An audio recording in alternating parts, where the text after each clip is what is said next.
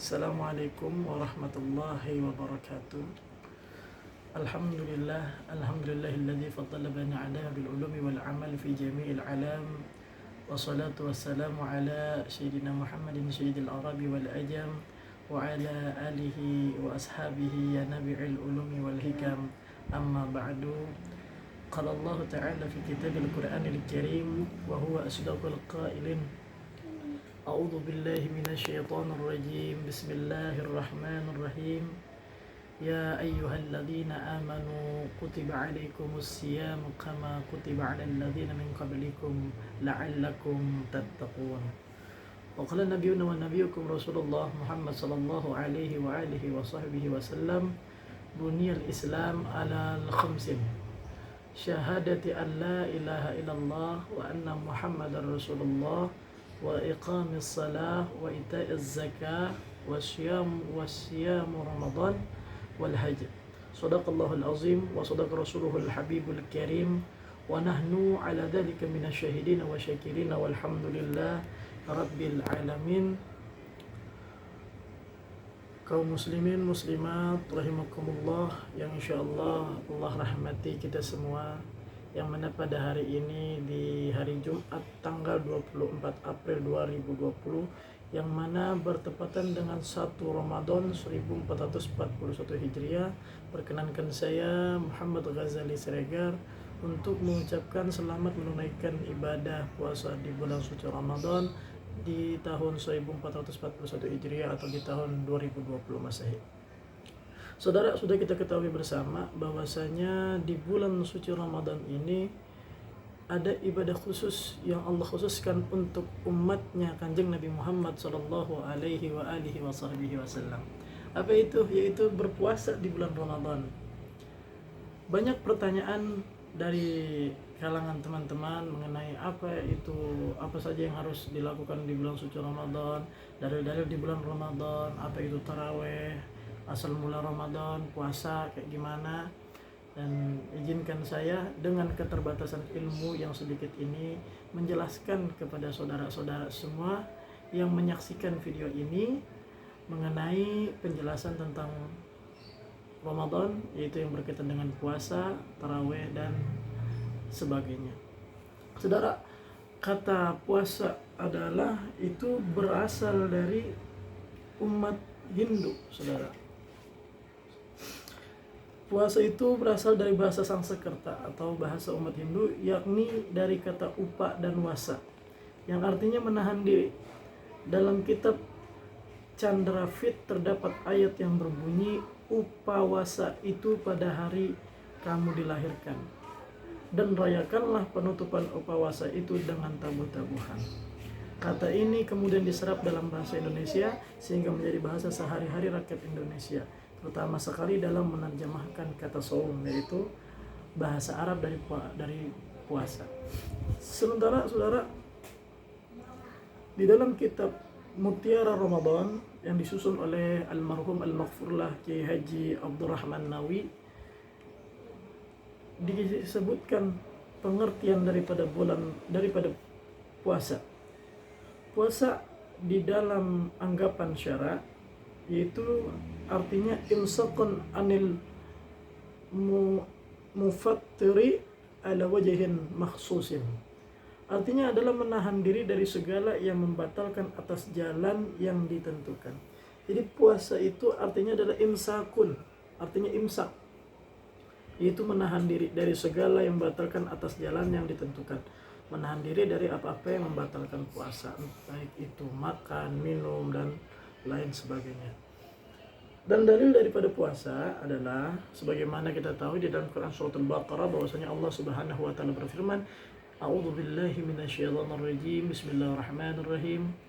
Ya ayyuhalladzina amanu kutiba 'alaikumus syiyam kama kutiba 'alal ladzina min qablikum la'allakum tattaqun. Ya ayyuhalladzina amanu, hai orang-orang yang beriman, kutiba 'alaikumus syiyam, telah ditetapkan atas kalian berpuasa. Saya punya guru Al-Ustaz Haji Ahmad Dinuri bin Abdul Majid, beliau menjelaskan kata wajib itu memiliki kata ganti. Kenapa di dalam dalil ini di dalam Quran suratul Baqarah ini tidak menggunakan kata ya ayyuhalladzina amanu wajib alaikumusiyam. Karena kata wajib itu memiliki berbagai macam kata ganti seperti lazim atau fardu, dan termasuk kutiba alaikumusiyam, telah ditetapkan, telah dicatatkan atas kalian asyam, yaitu berpuasa. Kama kutiba 'alal ladzina min qablikum la'allakum tattaqun, sebagaimana telah ditetapkan atas orang-orang sebelum kamu agar kamu menjadi orang yang bertakwa. Orang-orang sebelum kamu itu maksudnya siapa? Orang-orang sebelum Nabi Muhammad sallallahu alaihi wasallam. Contohnya seperti Nabi Daud dan umatnya, Nabi Nuh dan umatnya, Nabi Allah Musa dan Nabi Allah Isa alaihi salatu wasallam dengan umatnya, dengan berbagai macam cara dan tata cara kaifiat mereka berpuasa. Kalau itu adalah dalil daripada firman Allah Subhanahu wa taala, maka dalil berpuasa lainnya juga kita dapatkan daripada sabda Kanjeng Nabi Muhammad sallallahu alaihi wasallam yang berbunyi, Buniyal Islam adalah khamsin. Islam itu berdiri tegak atas 5 perkara. Apa saja 5 perkara tersebut? Syahadati an la ilaha illallah wa anna Muhammadar Rasulullah. Bersaksi, bersyahadat bahwasanya tiada Tuhan selain Allah dan Nabi Muhammad adalah utusan Allah. Wa iqamis salah, dan mendirikan salat. Wa ita'iz zakah, dan mengeluarkan zakat. Wa shaumi Ramadan, dan berpuasa di bulan Ramadan. Wal hajj, dan ibadah haji. Dari kelima tersebut, puasa di bulan Ramadan termasuk dari yang keempat atau kita kenal dengan rukun Islam. Maka dengan jadinya menjadikan dalil bahwasanya Islam didirikan, ditegakkan dengan berpuasa di bulan Ramadan, maka hal tersebut menjadi dalil bahwa berpuasa di bulan Ramadan diwajibkan. Hukumnya wajib, apabila ditinggalkan mendapatkan dosa, apabila dikerjakan mendapatkan pahala, mendapatkan ganjaran, saudara-saudara.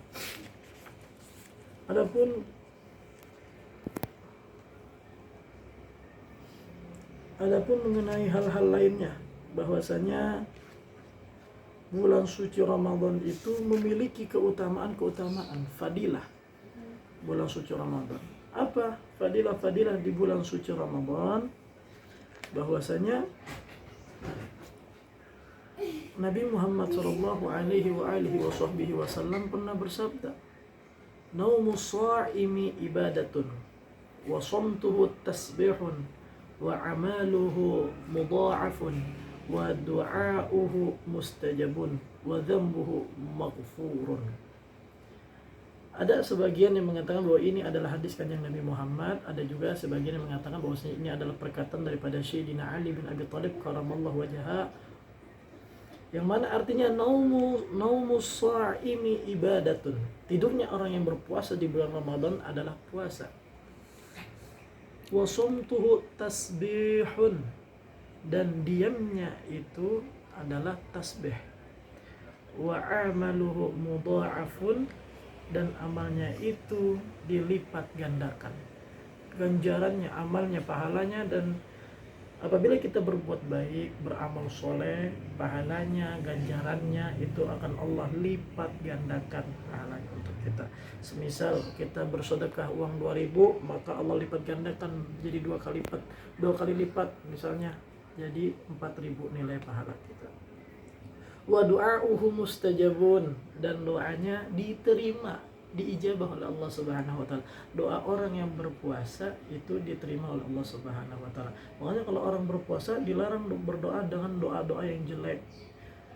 Kalau bisa kita berdoa banyak-banyak di saat dalam kondisi berpuasa, kita minta apa yang kita pengenin sama Allah. Insyaallah dengan janji kanjeng Nabi Muhammad sallallahu alaihi wasallam, doa kita diterima dan diijabah oleh Allah Subhanahu wa taala. Apa yang kita minta bakal dikasih sama Allah.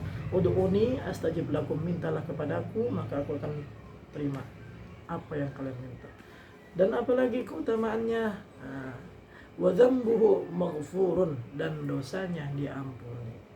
Jadi orang yang berpuasa di bulan Ramadan, tidurnya dibilang ibadah, diamnya dikatakan tasbih, amalnya dilipat gandakan pahalanya, ganjarannya dan balasannya, doanya diijabah diterima oleh Allah, dan dosanya diampuni oleh Allah Subhanahu wa taala.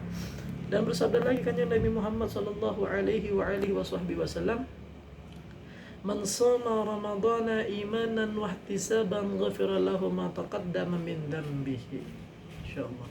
Man shoma, siapa orang yang berpuasa Ramadan, di bulan Ramadan, imanan wahtisaban, atas dasar dia iman dan karena Allah Subhanahu wa taala, ghufira lahu, maka diampuni baginya, bagi orang yang berpuasa itu, ma taqaddama min dzambihi, apa-apa yang sudah terdahulu daripada dosa-dosanya. Jadi orang yang berpuasa di bulan Ramadan dengan berdasarkan atas iman dan karena Allah Subhanahu wa taala, tidak mengharapkan apa-apa melainkan hanya mengharapkan ridho dari Allah Subhanahu wa taala, maka akan Allah ampuni dosa-dosanya yang telah lalu, yang sebelumnya pernah dia lakukan. Dan saudara, kalau kita berbicara tentang bulan suci Ramadan, ada sebagian pertanyaan bahwasanya kapan niat berpuasa itu dilafazkan. Ada yang mengatakan kalau niat puasa itu dilafazkan harus malam hari sebelum kita berpuasa. Ada yang mengatakan boleh kita berpuasa dengan niat 1 bulan penuh.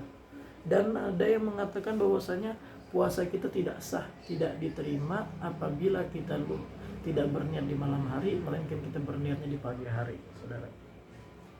Maka pertanyaan itu akan saya jawab bahwasanya terdapat perbedaan ikhtilaf dari para ulama mengenai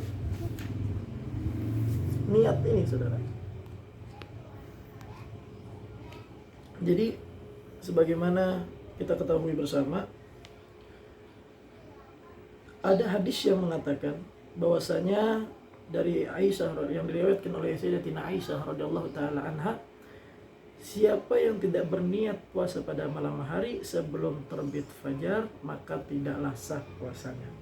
Maka dengan hadis tersebut dapat dikatakan ketika seseorang lupa atau tidak berniat di malam hari ketika dia akan melaksanakan puasa di bulan suci Ramadan, maka puasanya tidak sah. Atau ada juga yang mengatakan puasanya sah namun nilainya rada berkurang. Namun kita ada salah satu guru saya yang bernama Nabi Muhammad Sulfi bin Abu Nawar bin Ahmad bin Hasan al-Adrus, dikatakan bahwasanya ada perbedaan ikhtilaf daripada para ulama, yaitu bahwasanya Imam Malik, Imam Syafi'i mengatakan bahwasanya niatnya itu harus tiap malam.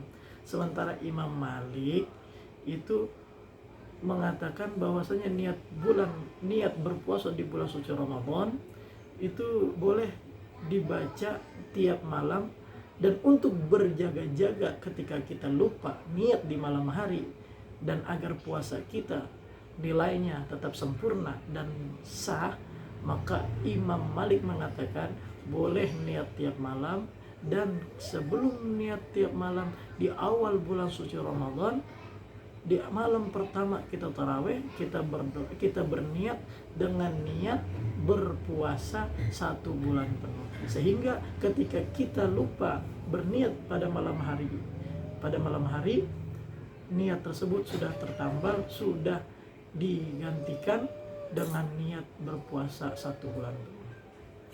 Baik saudara, hanya ini yang dapat saya sampaikan, kurang lebihnya saya mohon maaf. Apabila ada pertanyaan-pertanyaan silakan ditanyakan.